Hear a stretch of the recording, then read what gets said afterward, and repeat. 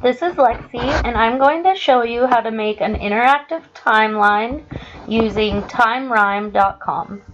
Now, you just go to timerhyme.com and sign up for an account and log in, and once you log in, it'll take you to this page, and you can go to make a new timeline.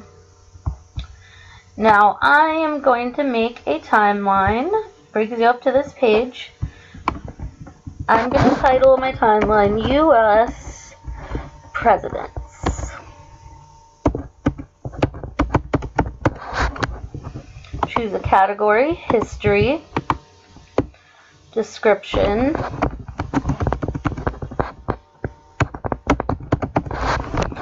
now you can make it public or private depending on what you want it to be. And now you can add general information, which is what we just typed in. You can add an actual item, you know, like what's an actual person from when they started and when it ended, or an event, or anything that you want. Or you can add a period from, you know, the beginning of one time to the beginning of the next time. Now, I'm going to add an item, and I'm going to add our first president.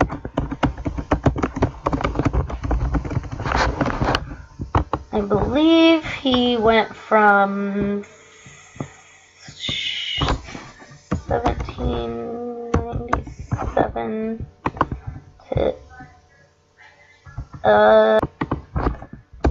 1789 to 1797. Now, write a short description.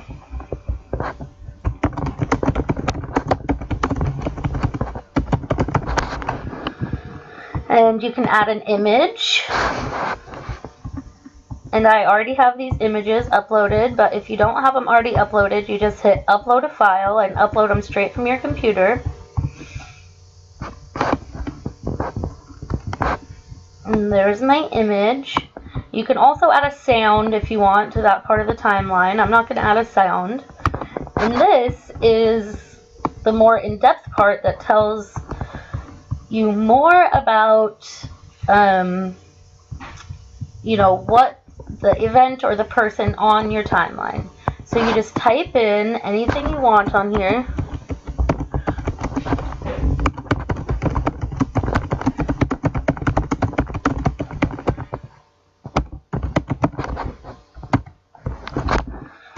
And, you know, you can type, it can be really long. You can type a really long paragraph, or you can type whatever you want on here. Now, you can also add a YouTube video, a picture, a digital image, a frame. I'm going to add a YouTube video. And I already have a YouTube video picked out over here. It's a George Washington mini biography. And you go to the share this video, and then you go to the embedded link and you copy it. And then you go back to your timeline and you hit the YouTube button and you paste the embedded link into there, and then you insert it. And now that video is underneath his image. And so then to add your next person or event, you just hit save and new, and it takes you to a new event. And as you can see, my George Washington is up there. Now I'm going to add our second president. And he was from 1797 to 1801. Now, oops.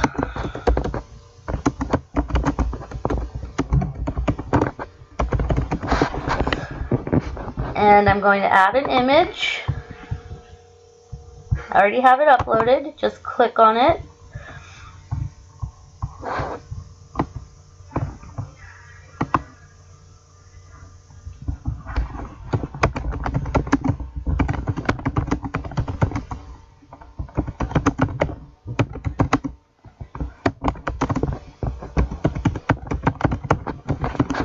add your description or whatever you want to put in here. You can add, you know, like I said, it can be really long. I'm going to add another YouTube link. I have this link already pulled up, something I wanted to add, the Declaration of Independence, and you copy the embedded link again, go back to your timeline, hit the YouTube icon, and paste it in there, and just hit insert. And I'm just going to save this for now. I'm not going to add anything else to my timeline for now, but you just keep going, hitting save and new to add another person or event, and it shows you on your timeline. The more people you add, the closer together everything gets. So I only have 2. They look kind of far apart. And once you click on that person, it takes you to that person and that video and all the links you have.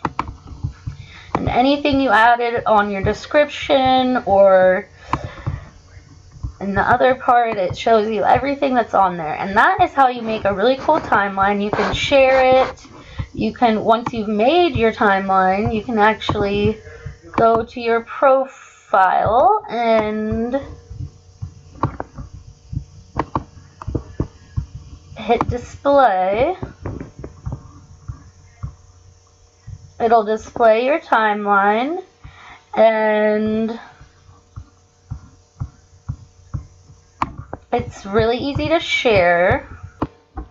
Actually, you can't really share it on Twitter or anything unless you have a professional account, which costs money, but you can print your timeline and you can go back to it through your profile if you just want to show it to people or refer back to it.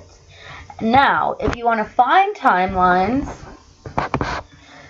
this is your timeline. If you want to find timelines, you can go to the home page under timelines, and it shows you recent timelines, and you can type in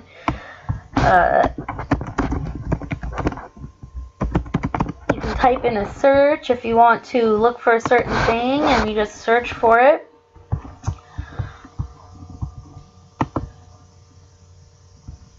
And you can look at other people's timelines and see what they've put on there and what kind of information they have on their timeline.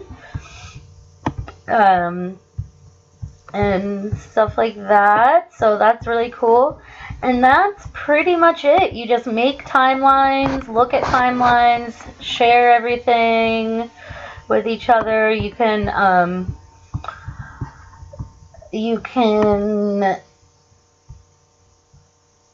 look at each other's timelines if you know each other's usernames for the class, and yeah, basically just a really good resource to make timelines and to refer back to different timelines that you've made.